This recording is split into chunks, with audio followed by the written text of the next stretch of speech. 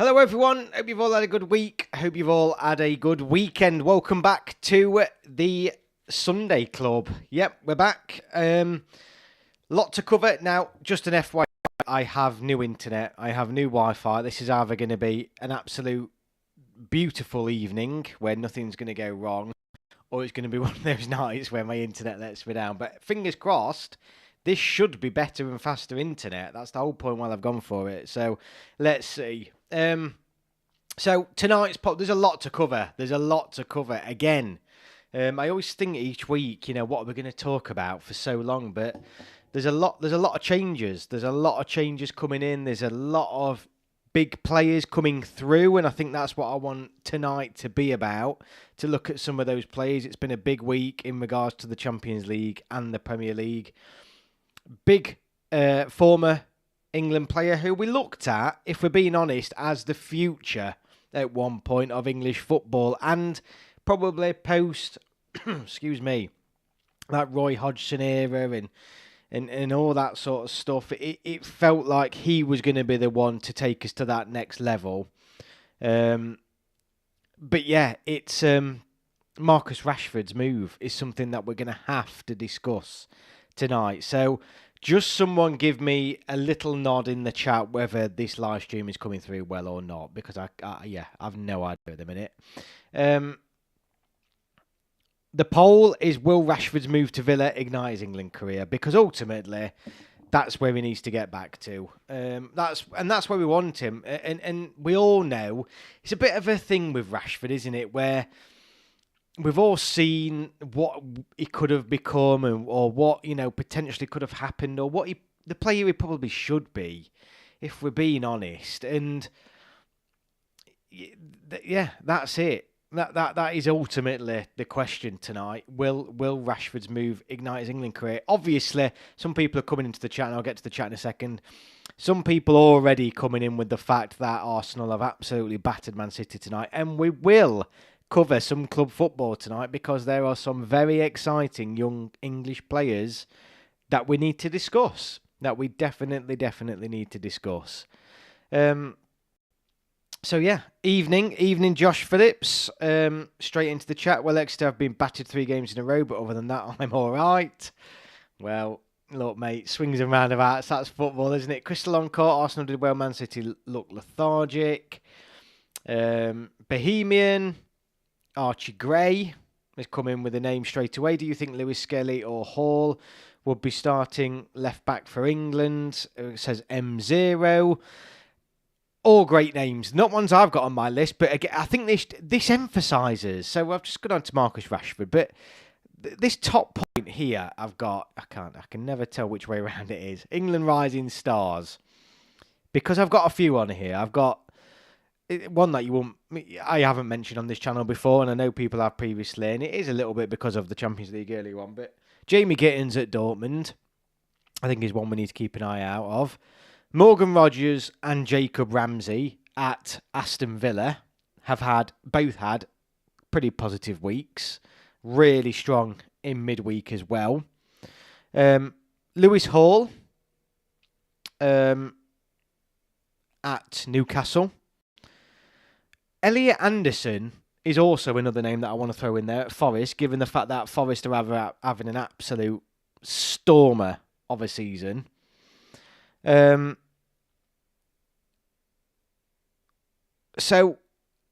put Archie Gray in, put Lewis Skelly in, and Hall. I've mentioned Lewis Hall. There's potential there, isn't there, coming through. I've also made a note, actually, of some players who maybe have fell off the pecking order a little bit. Phil Foden, for one. Wharton was on the bench today. I mean, is Wharton now a contender to come back into this squad? I'm not sure he is. Eze started on the bench today. There's players coming through, but then there's also a couple of players that have probably dropped off a little bit. Names above, not even in the 21s for England. No, but if they're good enough, they're good enough. And I firmly believe that. I don't think they've got to... That's from Warline 94. I don't know if you are saying they've got to go through that point before they come through to the senior team, but I just feel like if you're good enough, aren't you? It certainly was the case with Saka, Rashford. You can go on and on about some of these players. Rico Lewis seems to have faded a bit, yeah. Mainu went from 19 straight to senior, yeah. I mean, Mainu was going to be one of those players that I've put on the list that sort of dropped off, but he's had a good weekend, had a good week. Well, not a good weekend, actually. he had a good week before that. I don't think Tuchel will throw too many new names in just yet. No, but I think the interesting point is that there's a lot there, isn't there? There's an awful lot there for him to consider. I think particularly in those attacking areas, I think Rodgers and Ramsey at the minute are really giving themselves, an opportunity. I think one player who's got to come in, and I'm telling you now, I wanted him to go to the Euros, but that's Jared Branthwaite. We're sleeping on Everton, mate. We are sleeping on Everton's defence. He's been a key for it, and he's been a key part of it for a long time. I know Everton are consistently battling relegation, and I think they're going to be pretty comfortable this year. It looks like that change back to David Moyes has done them well. But last year, Pickford was ridiculously up there with having the highest number of clean sheets for a goalkeeper in the Premier League, despite Everton almost getting relegated. Who was one of the main players in that defence? It was Jared Branthwaite. I think Branthwaite has to come in to this England squad at centre-back. Mainu never did, and he started in the Euros final. Yeah, exactly. I don't think I read that one. Eze is talented, but not quite. For me, Wharton, Hall, Lewis Skelly, I like those, says JT Smith.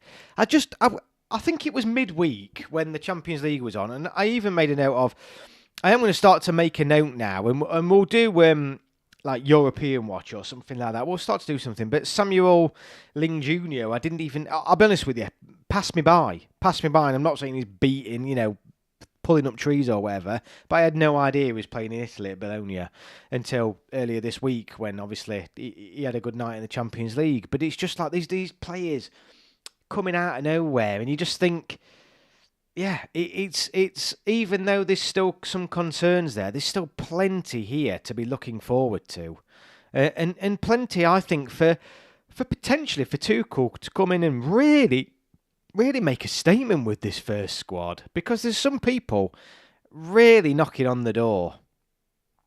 JT, Rodgers is better than Ramsey in my opinion, but I know many people like Ramsey, and of course he has been injured so much. Yeah, I think the thing is, though, is that if they're both look, I think where you can get club partnerships going at international level, bring them from club football into international level, I'm all for it. I'm absolutely all for it. I'm looking at Rodgers and Ramsey, and why not get them in the same squad? They're playing week in, week out when they're fit. But you just think, get them in the squad. They're playing together. I think there was one other player I wanted to mention as well. Let me just make sure. I mean, going back to this bringing club football up to international level, you've got easily, probably one of the most consistent defences in the league over the past couple of years. I think Branthwaite, and Tarkowski together need to be considered at centre-back. I really do. I really, really do. Branthwaite is good, but a bit raw and rash. He gets caught a bit far up. Quite a lot too. Be nice to have him squad, though. But look, I sort of get that, but he's the record speaking for itself. And Everton have been a solid defensive unit for a long time. It's one of the things that David Moyes has mentioned this week, is that he's come in and he's had that solid footing from a back line, and that's been there from last year. It kept them up last year. They weren't conceding goals. They just couldn't score any. I just don't get it. He's a unit and all. I mentioned him last week. I think he's got to be in for me. That's the one player I'd love to see included. Probably a bit early, but Mickey Moore is the youngest ever English goal scorer in European club tournaments. Yeah. I mean, fair point. Yeah, Josh Phillips, that Rashford, Watkins, Rodgers link up is going to be awesome. So are you one of those? So the polls obviously up. I can see 8 people have come in already. It's quite a popular poll. That usually only have 2 or 3 by this time. But are you one of those, Josh, thinking this move is the catalyst that Rashford needs? I mean, what is he now? Is Rashford like 20? is he 27, 28? You know, he should be at his peak. You know, these next 4 or 5 years are absolutely his peak. And I know people have criticised him in terms of, not for what he's done off the pitch, but in terms of his sort of head's gone, isn't it? He's got all this money. What's his incentive to go out and play football? And I do think this move, he definitely needs to move Man United. I think a lot of people were saying he should have done it in the summer, and that's obviously proved correct now. Hindsight's a beautiful thing. But I think we were all on this channel in the summer looking at the transfer window thinking, Rashford, make a move. You need to make a move. And he didn't, but he's making it in January by the looks of it. Tuchel needs player to talk and communicate on the pitch, not sulk and lose interest. Says Crystal Encore. We can't disregard Gahey, can we? No, I'm not saying we do. I'm not saying we do, but it's just, is Stones playing that well? You know, who is the centre-back pairings, and particularly for the future? I know people are saying Maguire needs to come back in, but we're still short. We're still short at centre-back. Rico Lewis is a fantastic footballer. Really like him. He's definitely is quite good, but he will be better as a midfielder full-time. I can't fully trust him at full-back. I don't think he's England's answer to full-back, but who knows? Josh Phillip, I know I'm biased, but watch out for 17-year-old Jake Richards at Exeter. He's a central midfielder who's starting almost every week. Spurs were interested in him last summer. Fair play, Josh. We'll take your word on that, mate. Like I said, I haven't watched any Exeter this year, so I'll definitely take your word on that. I think we were talking last week as well, weren't we, about Tuchel? The rumours are circulating that he might even look at the Championship, and we were talking about Joe Bellingham as well in central midfield. There's options. There's plenty of bloody options out there at the minute. We don't have many great left-wing options, so if Rashford is playing well, he should get in. You know what? Let's weigh that up, Josh. Let's have a think. So, left wing, you've got Gordon. You've got, I mean, would Foden still play out wide? Who else have we got? Saka's right. Maybe he does come in. Maybe. I mean, look, there's no doubt. I said at the start of this video, we all 100% know, and this is where the frustration comes with Marcus Rashford. We all know on his day, he's one of our best ever players. Like, not best ever, you know what I mean? He's class, he's quality. If he can put that form into some sort of consistency, we all know a fully fit, firing, engaged Rashford is a top player. We just do not see it enough. Fair point. I could see Stones being replaced as Bohemian. M0. Stones has started for England in the past, even when he wasn't starting for City. Yeah, but I think my point is those replacements, isn't it, for Stones and Maguire? Gahey's one of them. Branthwaite's what, 21, 22? He's got to come in. He's got to come in for me. JT, thank you so much. Thank you so much. Lily Murphy, I'm assuming says Lily Murphy of Man City will be a big England star.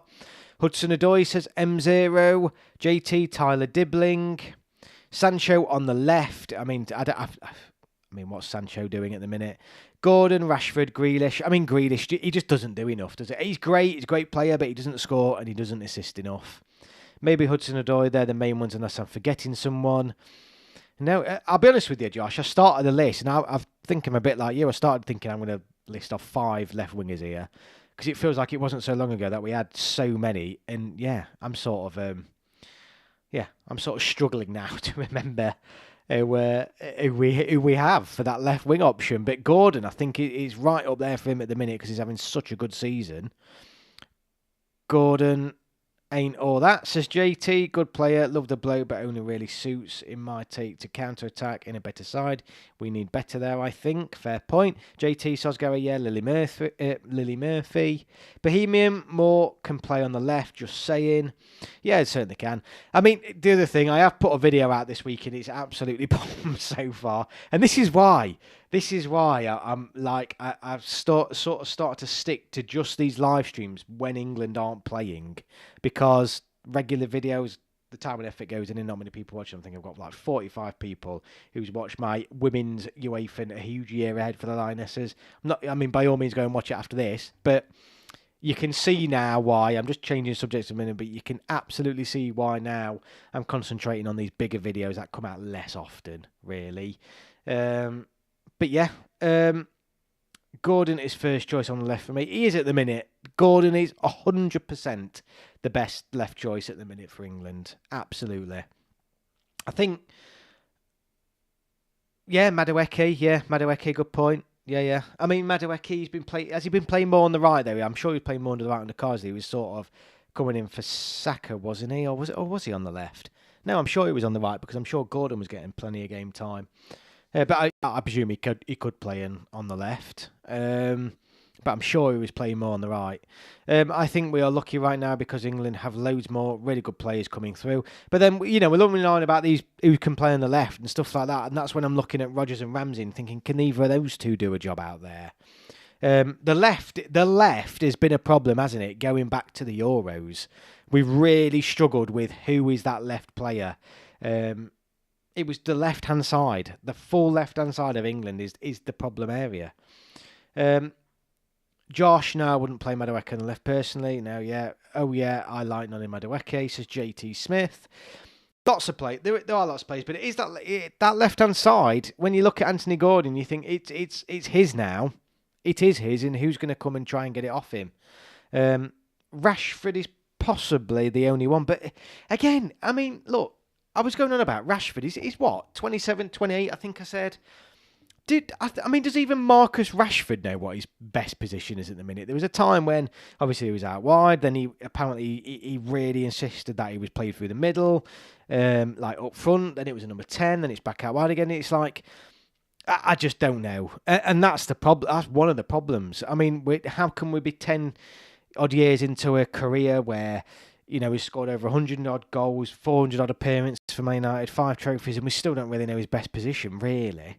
I think Rodgers could, but he will track back a bit. Will he track back enough? I don't know. It's difficult because I think when you go to England, I think they will probably adapt and play a different way. You might not be asked to do it at Villa, for example. Our left back options is safe, Pagani. I mean, Luke Shaw's done, isn't he? Luke Shaw's just done. He's just never fit. If Kane or Watkins isn't fit, we can bring in Jamie Vardy. There's lots of people, right? So I've got a lot of Leicester fans who are mates for some reason.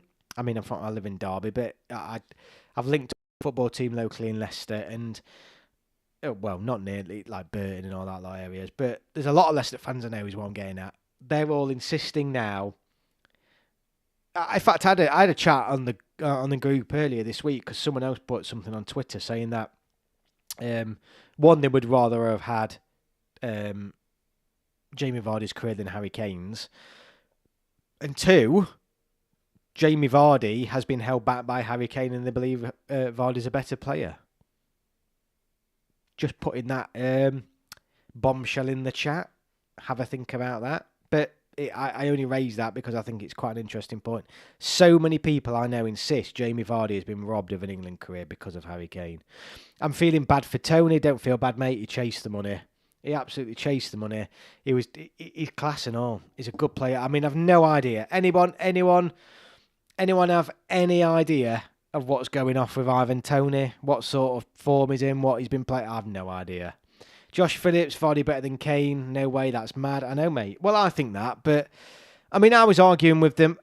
I think the argument about the Jamie Vardy career and Harry Kane career is an interesting one, actually, because obviously in terms of silverware, Jamie Vardy's probably been more successful. He has been more successful at the minute. Premier League title to his name, for example. I was saying my argument was that becoming England's all-time goal scorer for me is as good as a trophy. Imagine in all of England's history, you can state the claim that you're England's all-time goal scorer. I think that's worth something. And I just don't buy he's a better player than Vardy. I think mainly the argument was that they would suggest, one, that Vardy could still do a job, and two, if Vardy would have been playing in some of the games at tournaments, it'd have got us over the line. I don't know. It's a tough one. I get it. Vardy's had a great career. He's a good goal scorer. The pace sometimes would have been extremely useful for England. Yeah, I don't know. Kane is the best striker we've ever had and is the best in the world. The lack of trophies doesn't reflect how good he is. That's my argument, because ultimately this football isn't an individual sport, is it? It's a team game. I completely agree, Josh. JT Smith, not Vardy now. I agree he should have had more caps. Defo, I would agree with that as well. He probably should have had more caps. Chris Longcourt, why does England Vardy starts over Kane? He worked in counter-attacking side, not a ball-playing side yet. Kane is getting a cup this season, I promise. I think Bayern Munich will win the league, won't they? Anyone remember Vardy's goal against Germany? Outstanding. Was it the little flick, the little backheel flick when we came from? Did we come from 2-0 down or 2-1 down or something like that? Class goal, mate. Absolutely, I remember that. What a night that was. Bagani, can you tell me why England players like Henderson or Tony get hated whilst played in Saudi? Can you remember though? I mean, this is sometimes England players don't know what we've got until it's gone or until it starts to come to an end. I remember players all throughout my time that were hated, and then actually towards the end everyone was like, actually they're all right. Owen Hargreaves stands out as one. The stick Owen Hargreaves used to get when he first came on the scene for England. Oh God, the absolute slated, and then within a few years, everyone's saying he's our best player. Yeah, the flick, but Kane's was good that night as well. It was a great night, full stop. 2-0 to 3-2. Yeah, I thought it was. I remember that. I'm sure I was at a wedding. I'm sure I was at a wedding that night. And I remember watching it like with no audio. It was just on a screen in this wedding venue. And I was tearing the place to pieces when we pulled it back. Vardy retired too early, in my opinion. Could have been a good sub in the Euro 21 final, but I think it was for family reasons, so I get it. I mean, I'll be honest with you, I never understand people retiring from international football. I mean, what is it? If the worst case scenario, you're away for 3 weeks once every 2 years in the summer, come on. I don't agree with it. Beckham and Gaza got real abuse in the 90s. Yeah, but I don't think it was because of how they played. Well, maybe Gaza sometimes, but Beckham was because he decided to do something fucking stupid against Argentina when we really needed him the most. I remember everyone calling Hargreaves shit, and he just wasn't. Good point. He turned Germany's defence in rifled in a lovely goal off the post. Bohemian, I guess the feeling is you can have the absurd money or the respect, but you can't have both, however fair that may or may not be. Charlie Robinson, to be fair to Vardy, he always put a shift in for England, but Kane is just another level. I'd agree with that. Absolutely agree with that. It's an interesting talk, but I think the thing is on this group chat he was going on, and I sort of got it. I mean, I started defending Kane on every single front, and I think really I was putting Kane's career as, you're the all-time England goal scorer, you've got England to 2 finals and all this stuff. But ultimately,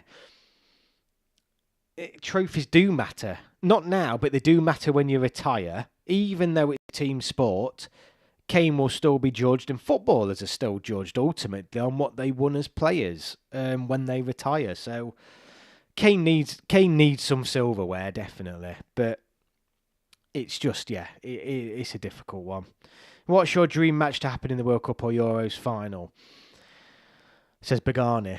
Yes, please hit the like, everybody. If you're new here, 13, 14 people in. To be honest with you, I think that's quite good numbers. I always think after these live streams, is that a good amount? And I go on YouTube, and I know on YouTube, people, obviously there's channels that get 200-300 people watching and maybe more, but I think anything double figures on YouTube for a live stream is pretty well going, and it's the same crowd, so thank you all so much. Yeah, but please hit the like button.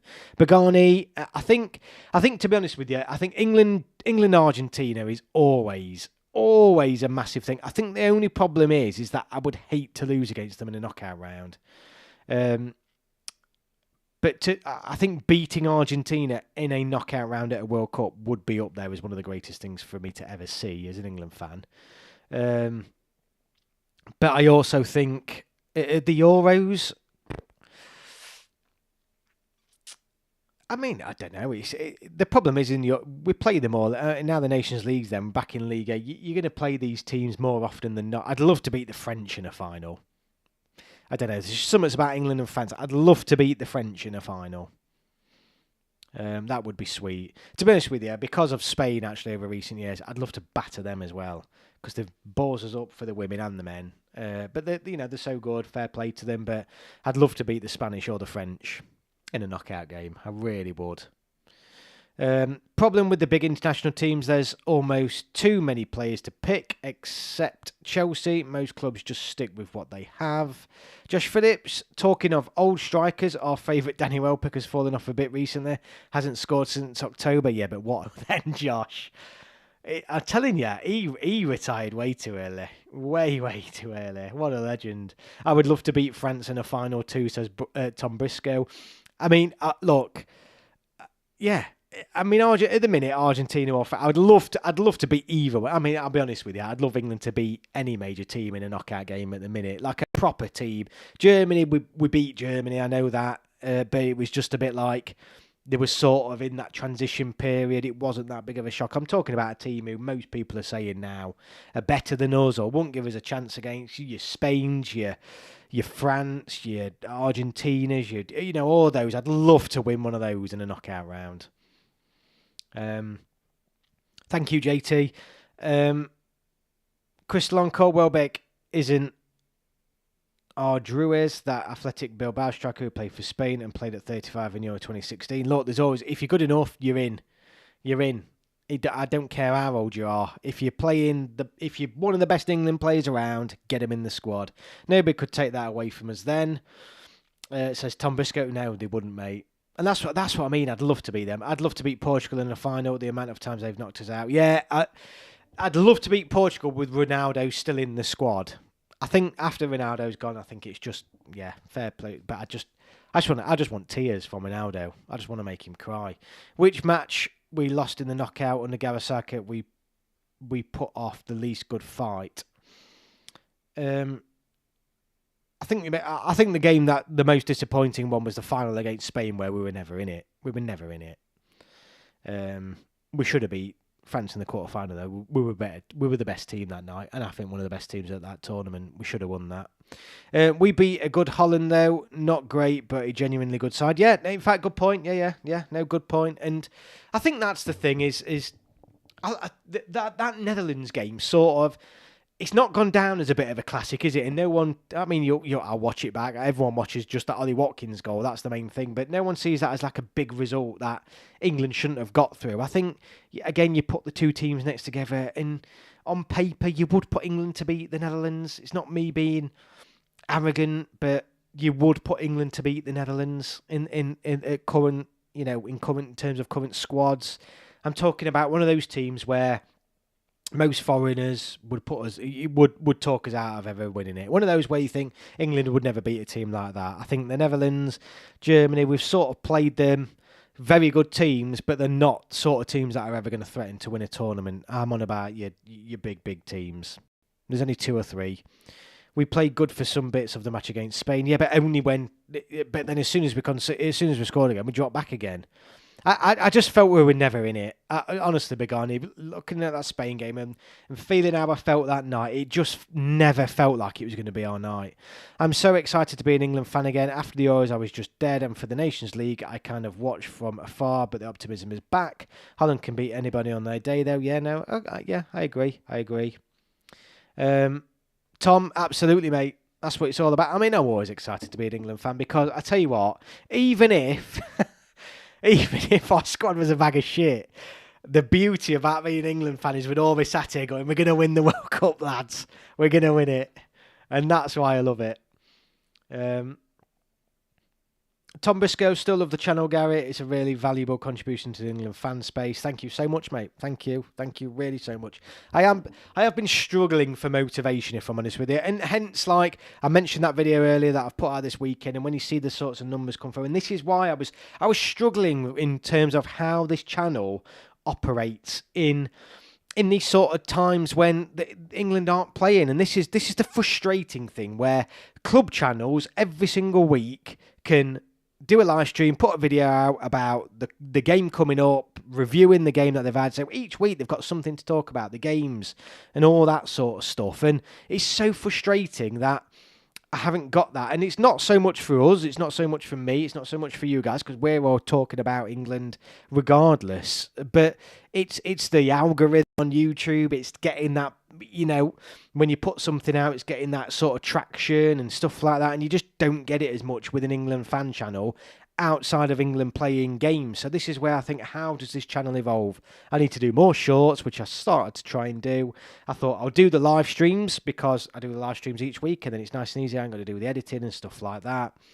But it's just those videos in between, and that's where I thought I limit putting those out outside of game times and stick to doing bigger videos that are coming. I promise you it's coming. But it's again making me think, I was aiming for mid-February for this documentary part 1 that I'm doing to drop on my channel, but I'm already and ahhing about, do I drop it in February now or wait for that April thing so the algorithm supports it? Because the amount of effort I've put into this video, and I'd be absolutely gutted if I dropped it and the algorithm just goes, whether it's after, whether I think it's good or crap or whatever, it just feels like, do I hang fire till people start searching England stuff again? Because it just, the algorithm just doesn't push it to new fans. And I know there'll be more out there that are looking for this space, but it is just frustrating. But you guys are absolutely fantastic. The same names. I absolutely love it. The motivation's there 100% because, yeah, we're all...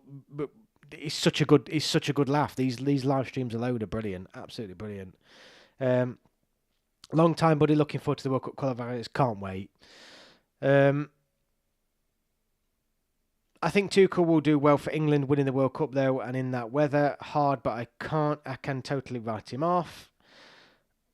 Antonio Di Natale was a goal-scoring demon in Italy, but Balotelli, Cassano, Aquinto, Luca Toni were often picked over him. Okay, yeah. Which players do you think is best suited to a back three if Tuchel plays it? Well, to be honest with you, and we've mentioned this before, if you're talking about back threes, Ben White's going to have to come into the equation. 100% Ben White is going to have to come into the equation. And this is, I've said my thing on Ben White over these past few years because, yeah, and I know the way this channel feels on Ben White as well. Actually, we all feel like, actually, no, he doesn't deserve that call up because, yeah, I think we've all said no matter what happens, we'd be there. We'd all be there playing for England. So, but Ben White comes into a back three. I think Ben White is definitely in that.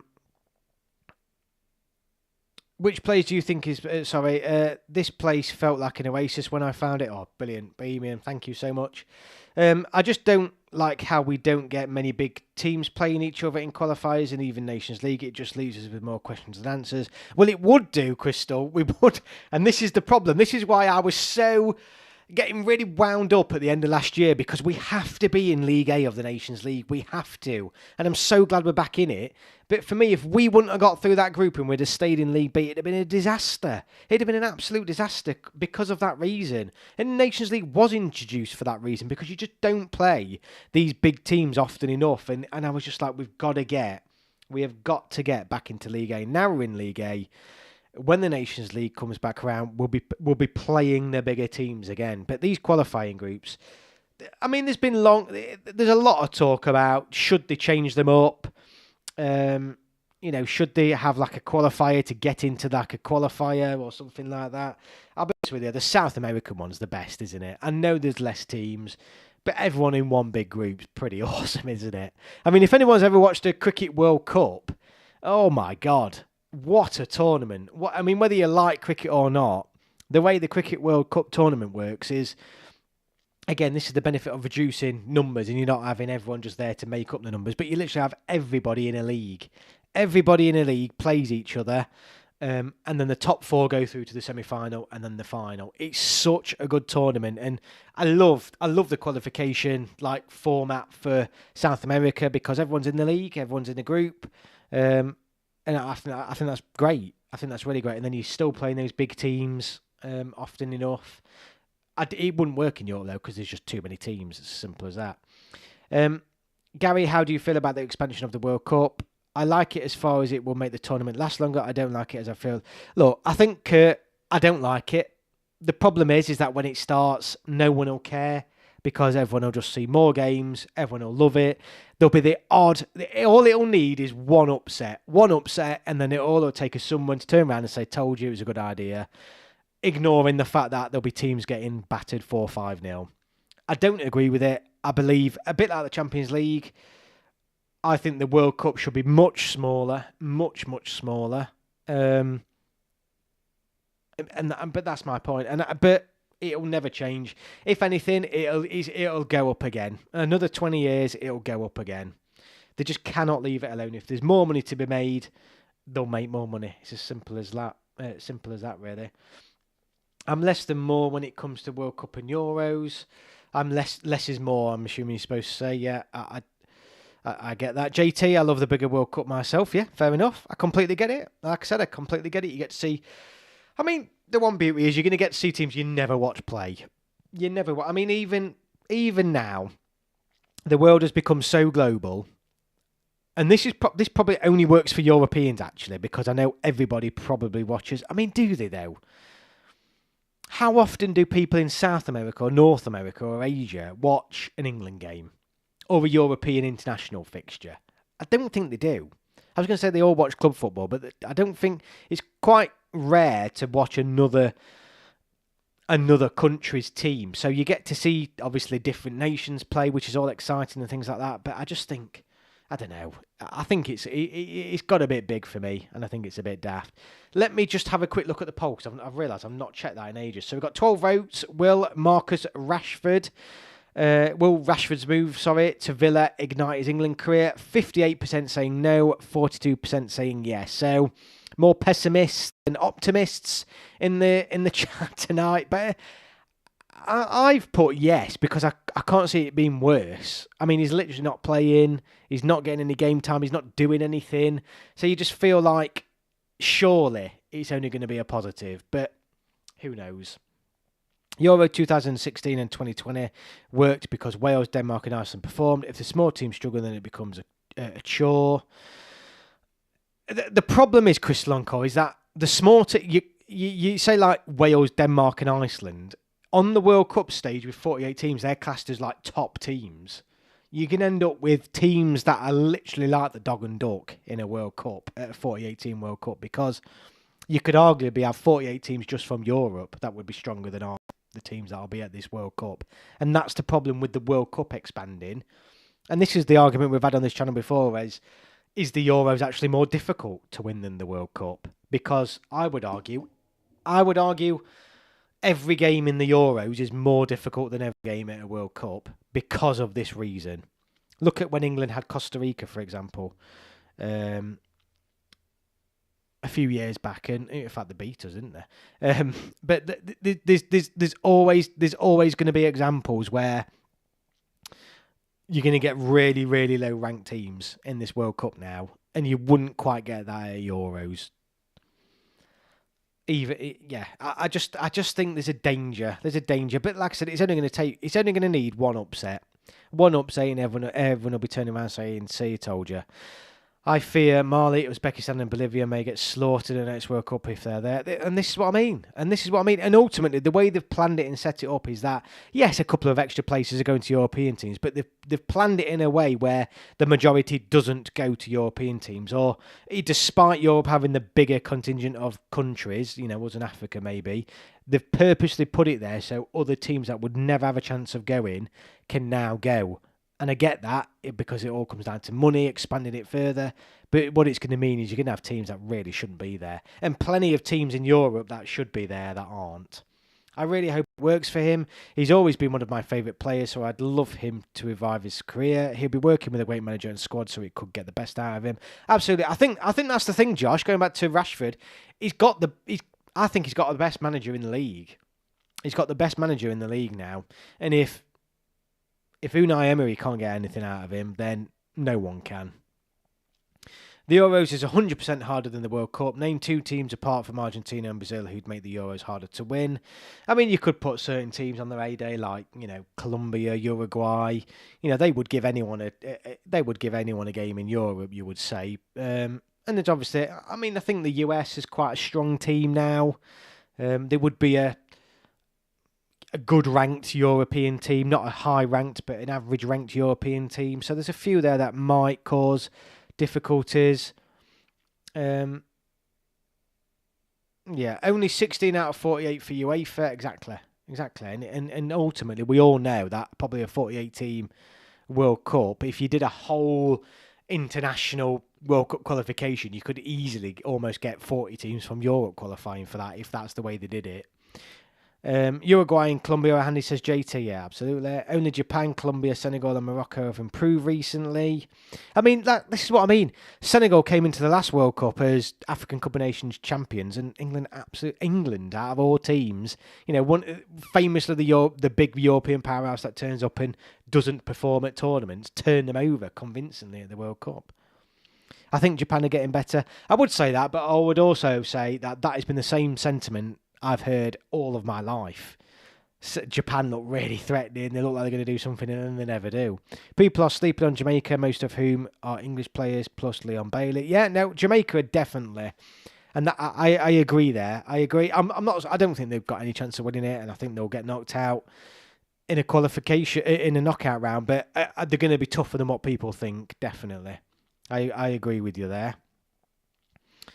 But I think the thing is you when you consider, and I've said this before, only the top team in a qualification campaign in Europe qualifies for the World Cup.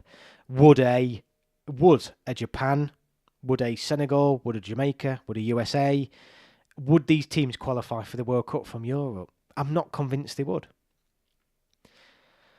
I might give most of the World Cup groups a skip. 72 games before the knockouts, mate. You say that, you'll end up watching as many as you can. We all do. It's brilliant. And ultimately, I'm not going to lie, I do love watching the World Cup and watching teams and countries that I've never watched before. I do like that. Colombia, Uruguay, and the USA are good teams, but would you put money on them over Spain, England, France, Germany, just to name 4? No, you definitely wouldn't. Jamaica are overrated. Says Chris Longcore. But the problem is, and this is where I go back to the African Cup of Nations again in the Senegal, we don't know. I mean, ultimately, you put Europe as the pinnacle, and anyone who says otherwise is an idiot, because Europe is the pinnacle of football. It really is.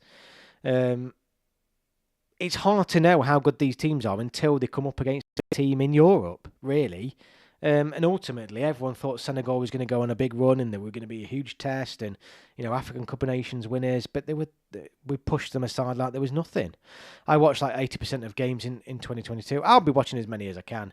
Robert Beveridge, how does China not have the resources to create a half-decent national squad? I think football is the president of China's favourite sport.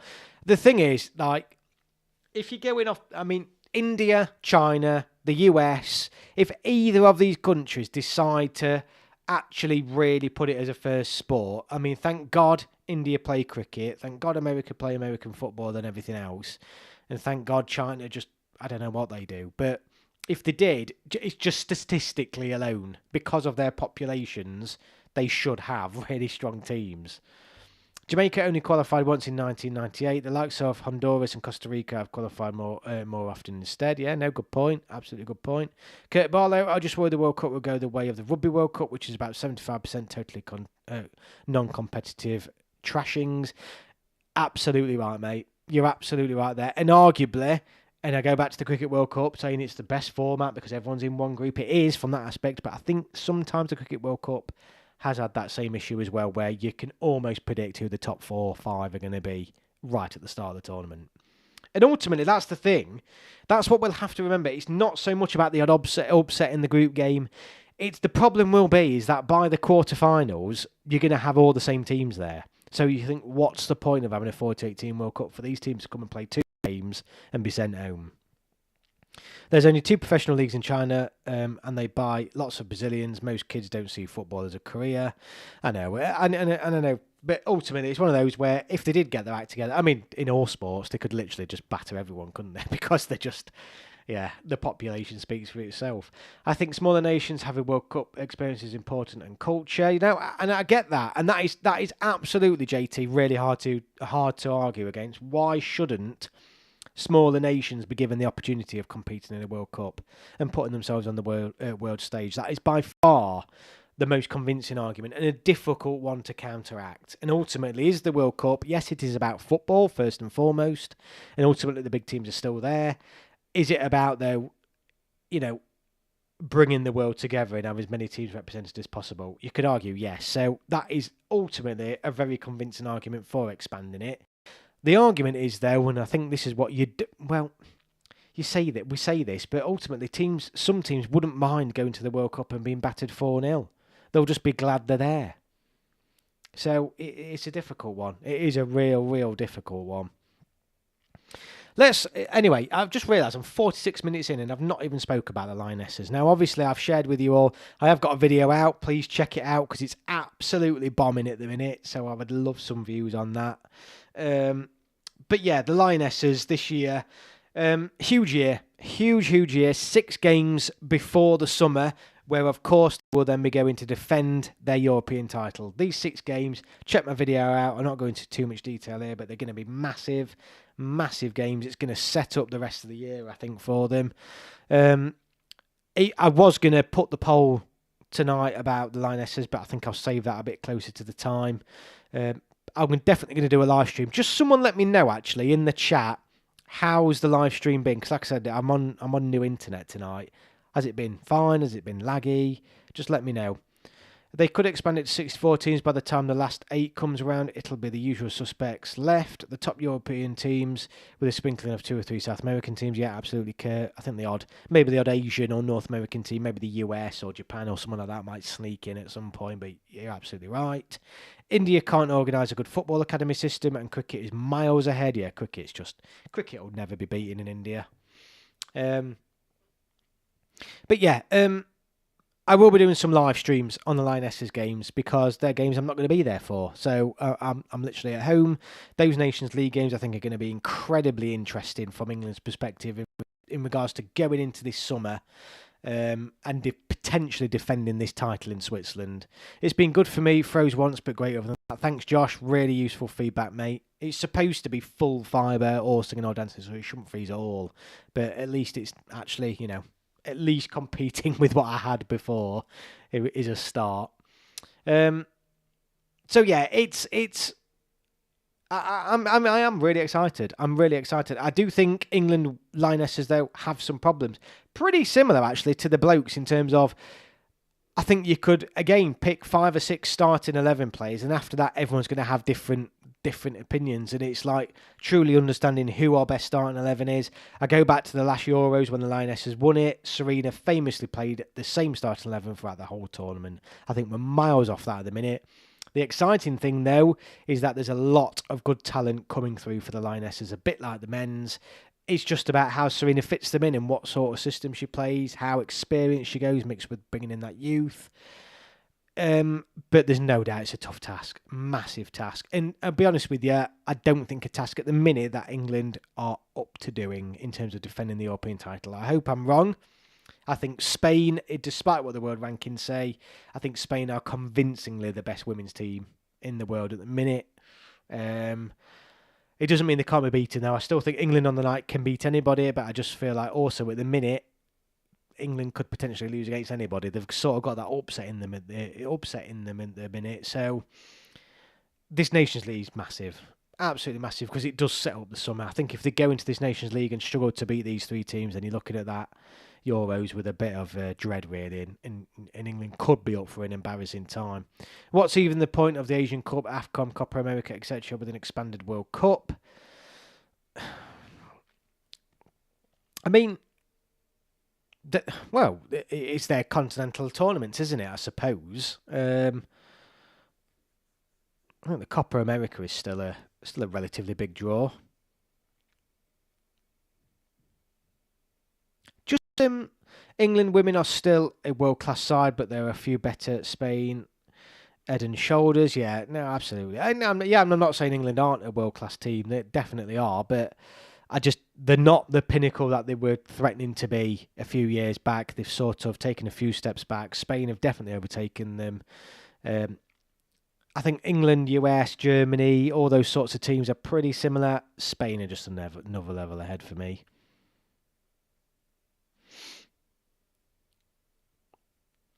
Let's have a quick look at the poll. 13 votes, 54% saying no. So a lot of, the majority, I know it's not a huge sample pool, but the majority are thinking this is Rashford's career is done, really. Rashford's career is done no matter what happens. Spain takes its football so seriously, man. I think it's more to do with the style, isn't it? It's still this culture of, I was watching I went for a walk over the weekend and was going past some young teams playing. It's all still a bit about, I don't know, getting stuck in there, the effort, long balls, bit of individual skill. It's just, again, get back to the bit. Passing is the basics, keeping the ball, those little triangles, the technique. It's still not the culture in England. And I find it amazing that people don't see that. It's not hard and difficult to understand what is working in Spain. So I don't understand why it can't just be repeated across the world. If I'm teaching a young generation now, I don't get why it's not about possession-based football. It's so clearly obvious that's what Spain concentrate on, and that's it. It's not rocket science. There's nothing mysterious going off here. There's nothing in Spanish food or water that makes them different. It's how they treat the game of football from a very young age and how they play it. And I just find it remarkable that that isn't repeated and understood across the world. And I do think sometimes people make football to be a science, and it isn't. It is not a science. Football is one of the easiest, most simple sports in the world. Spain has Lamine Yamal. Yeah, he's class, isn't he? No, it's all right, Robert. There might be some delay in the chat coming through, but that's absolutely fine. A lot of small nations like Iraq, Jamaica, New Zealand will be knackered. Oops, sorry, Linus, talk my bad. No. We're mixing between them all, Robert. Don't worry at all, mate. There's quite a few things we want to discuss here. But just for those who have missed the start, obviously some players are named in terms of these England stars coming through. I've put Jamie Gittins down, Morgan Rogers, Jacob Ramsey, Jared Branthwaite, James Gardner, Lewis Hall, Elliot Anderson at Forest, who everyone's just completely sleeping on after the season he's having and the season Forest are having. There's so many good young talent coming through. I'm more concerned about making match tickets and coaching programs cheaper, and that's one of the biggest problems in England. I know that for a fact in terms of coaching programs. Thing is, with Spain, passing, retention, pressing, men and women, best in the world. Yeah, because they concentrate on it from a young age. Honestly, go and watch. Go and watch a training set. Just go to your local park when, you know those parks. Everyone's got ones round them where there's hundreds of thousands of kids' games going off. And, well, there's like kids, teenagers, adults, all going off on a Saturday and a Sunday. Go and have a listen to the way the coaches are with some of the younger players in England and how we coach at a youth level, right at grassroots. And it's still not about possession-based football. It's just not. They just don't teach that technical style first and foremost. It's more still about the individual bit of skill and about the pace and strength and all those sorts of stuff. And it's just, yeah, the technique first and foremost isn't there still. And it's just, I don't get why other nations can't get their heads around it. Spain aren't doing anything magical. What they're doing is just getting the basics right first and foremost. England can't deal with the very best sides. Pressing, retention, our main problem. I don't know. I think England keep the ball quite well. I think it's, I don't know. I think with Spain they're just head and shoulders above everybody else. You can't get the ball off them. It's as simple as that. I think it's as simple as that. You just cannot get the ball off them. I think England are always vulnerable to the counter-attack. Always vulnerable to the counter-attack. And that's probably our biggest problem. Fan of the week. Who is the fan of the week this week? I don't know if to get rid of this fan of the week segment because I always feel bad just picking one person because it's just such a strong group. I mean, I've got to give JT a shout for that super chat, so thank you, JT, definitely. Josh Phillips, again, channel member, always gets a shout out. As long as Rocco has Benau in goal, you should keep them at bay next summer, says Robert.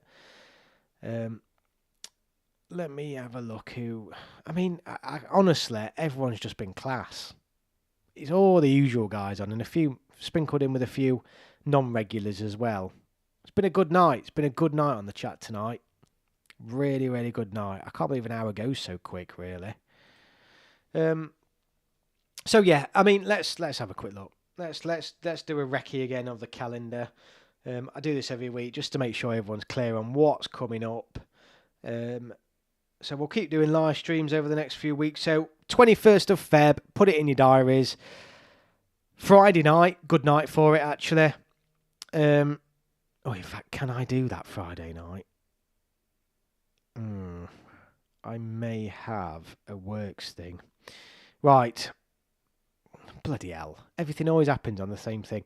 That Friday night, 21st, I've got a feeling I might not be able to live stream that now, but I certainly can live stream on the 26th, which is the England-Spain game on the Wednesday night, so I'll definitely be doing that. The Friday night, though, might be a push for me because I think I'm doing a presentation at work. After that, so yeah, keep in the diary 21st, 26th, and then we're looking at England, Albania, of course, in March. It's so annoying that the France under-21s and England under-21s are playing on the same night, and then the Belgium. Yeah, so end of Feb, let's do at least one live stream. Hopefully, I'll do both. You're thinking of doing a quiz again anytime soon? That Christmas one was brilliant, says Josh Phillips.